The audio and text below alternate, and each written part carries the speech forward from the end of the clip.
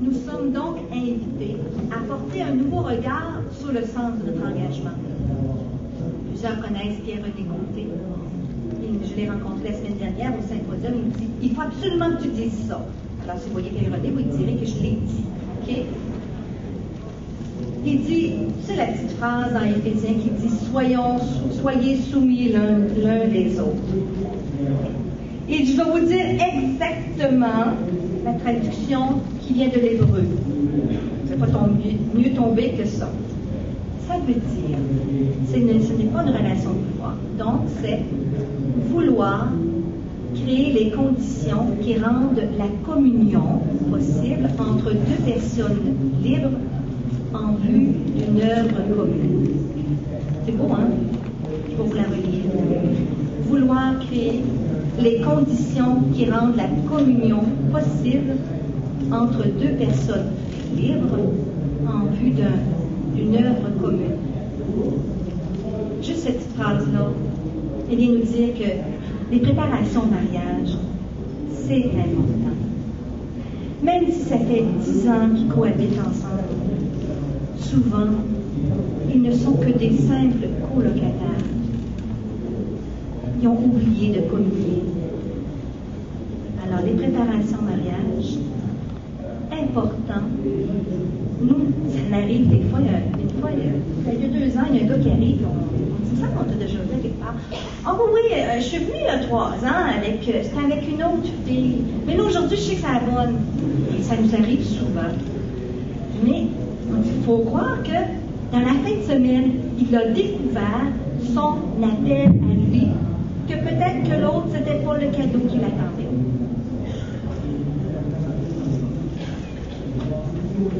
C'est tout à dire.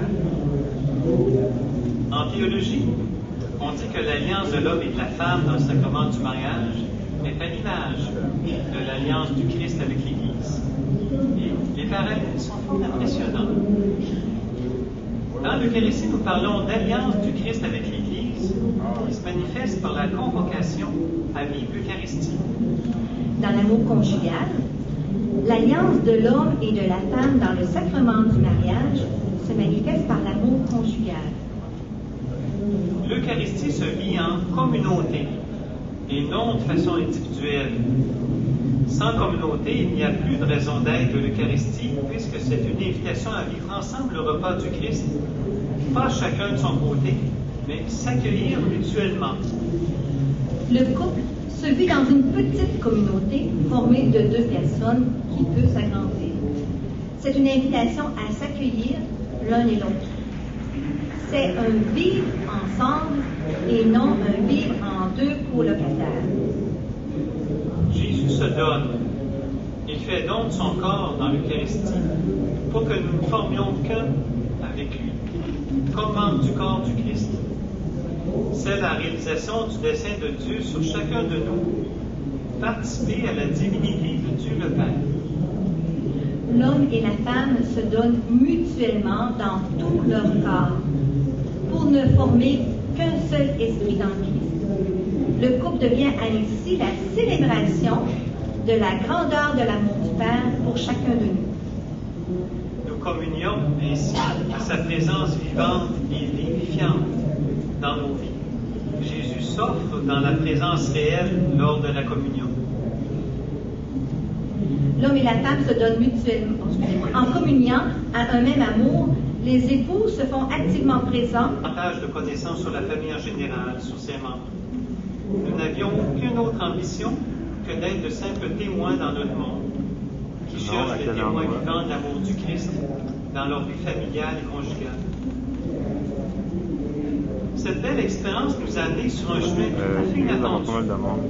Suite à une rencontre en paroisse avec le cardinal Ouellet, celui-ci demandait à Guylaine s'il pouvait me rencontrer ensemble pour parler des préparations au mariage.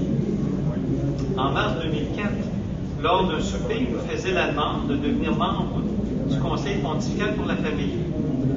On ne savait pas trop ce que c'était. Nous lui avons dit qu'on y penserait. Ceci nous permettait d'aller fouiller un peu sur Internet pour en savoir davantage. Nous avions un mois pour y penser. on s'est dit que c'était une belle opportunité de faire quelque chose pour les couples et les familles du Québec.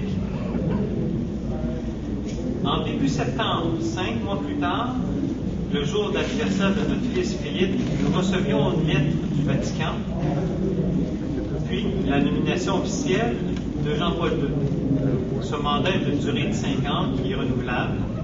À notre grand étonnement, c'est bien le pape qui lit les CV. Donc, quand ils nous ont demandé d'envoyer le CV au Vatican, mais pas n'importe quoi dedans. Et 2 mois plus tard, on partait pour Rome, un peu à la manière de Paul. On se sentait un peu comme lui d'ailleurs. Nous partions avec notre bagage sans trop savoir comment on serait accueillis, sans trop savoir la mission qui nous attendait là. Mais qu'est-ce que le Conseil pontifical pour la famille? Il y a simplement, le pape est entouré d'une série de conseils pontificaux. Il y en a un sur la santé, sur la vie, sur l'écuménisme, et il y en a un sur la famille, qui vise à faire le lien entre la pensée du pape et le terrain. Donc, lors des rencontres, il y a toujours des sujets qui sont abordés, qui sont exploités de cette façon-là. On n'est que 19 couples dans le monde. Ça ne pleut pas, hein? 19 couples, avec quelques cardinaux, qui se retrouvent un petit peu ici d'ailleurs, évêques, archevêques, une trentaine, ce qu'on appelle les consulteurs, donc divers spécialistes qui viennent entretenir des questions. Et suite à ça, on en sort des points, un résumé, qui, lors de l'audience avec le pape, on l'a vu présent. Et lui se sert nécessairement de ça et le porte à sa réflexion lorsqu'il écrit sur tel ou tel sujet. Comme dans les dernières années, on a remarqué qu'il parlait beaucoup des grands-parents. Donc, ça a été un de nos thèmes que nous avions abordé, les grands-parents. Donc, on fait vraiment le pont entre les églises d'ici, sur le terrain dans le monde, et en même temps la vision de l'Église qui est la vue le plus possible idéale.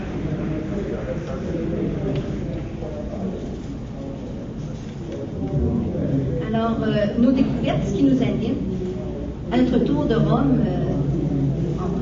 on n'en revenait pas de ce qu'on avait appris parce que les professeurs de l'Université Laval en théologie nous avaient préparé.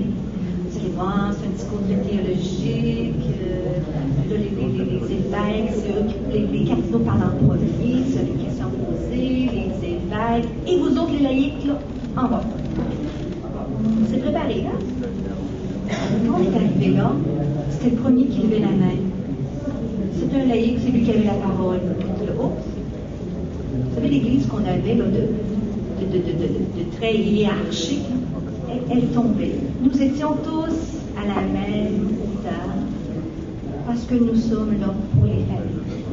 Et que ce soit les cardinaux, le pape, les évêques ou les laïcs, nous sommes tous nés de la même manière.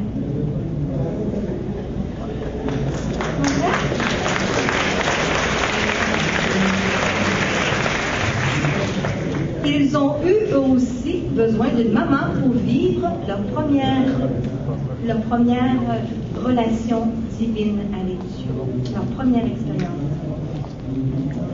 Donc, on est revenu avec plein de découvertes. On n'arrêtait pas de se questionner. On nous questionnait aussi, parce que moi je travaille en paroisse, et les curés des paroisses environnantes disaient, on sait bien, dans votre paroisse, vous êtes privilégiés, vous apportez des affaires que les gens connaissent, puis vous devez changer des choses, puis sur la pastorale familiale. Non, on n'est pas prêt. Je dois vous avouer, à notre grande surprise, le discours est tellement terre à terre, est tellement humain, qu'on se dit, mon Dieu, si ça peut arriver au Québec, notre Église va être grande, parce que nous aurons accueilli autant le petit, l'ado qui a de la misère à faire sa place, les personnes âgées. Nous accueillerons la dignité. Et on ne parle que de la souffrance et des grandes joies d'être des humains. Nous avons rencontré d'ailleurs Madame Angela de Malherbe, parce que qu'est-ce qui est le fun, c'est de rencontrer des gens de partout. Et Madame de Malherbe, elle une Sud-Française, et elle s'occupe d'un groupe qui s'appelle Teen Star. À notre tour, moi j'ai parlé de ça à l'organisme Service Yamo qu'on vous parlait tantôt. J'ai dit, ça serait le fun, c'est sur l'éducation de la sexualité responsable selon la théologie du corps de Jean-Paul II. Nos ados en auraient peut-être besoin au Québec. Font des démarches. Madame de Malherbe est venue une première fois au Québec et jusqu'à présent, on a déjà eu 2 sessions de moniteurs pour devenir des moniteurs pour les jeunes pour enseigner la théologie du corps de Jean-Benoît XVI. Finalement, la théologie du corps, c'est de dire la grandeur et de la beauté des créations de Dieu. Alors, s'il y a des gens que ça intéresse, vous savez, à la première rencontre, Mme Michèle Boulva est venue à cette rencontre, qui s'occupe de l'OCBF, qui est parrainée par les évêques du Canada, la CECC. Elle est venue, elle a été enchantée. Ils ont fait, suite à ça, un premier symposium de la théologie du corps. Il y en aura un à Québec, en français, au mois de novembre prochain. Il y a des papiers ici, vous pouvez en prendre, il y en a beaucoup. Donnez à vos enfants, vos petits-enfants, les éducateurs, les agents pastorales, les prêtres, les évêques. C'est une bonne nouvelle que Jean-Paul II nous a laissée, cette théologie du corps. On apprend.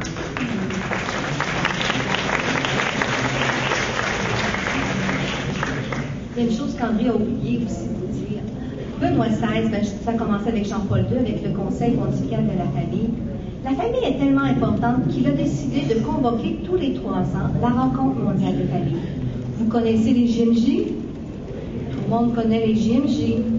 Mais saviez-vous qu'en janvier prochain, il y aura la 6e rencontre mondiale des familles? Et à ce moment-là, ce sont les parents qui sont convoqués à un congrès de théologie, les grands-parents, les prêtres, les religieuses, les gens qui travaillent sur le terrain. C'est extraordinaire.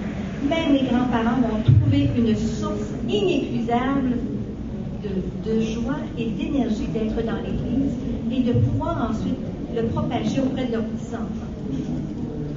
Et en revenant de Rome, on s'est posé la question, parce qu'on se faisait beaucoup achaler aux réunions, qu'est-ce que la pastorale familiale?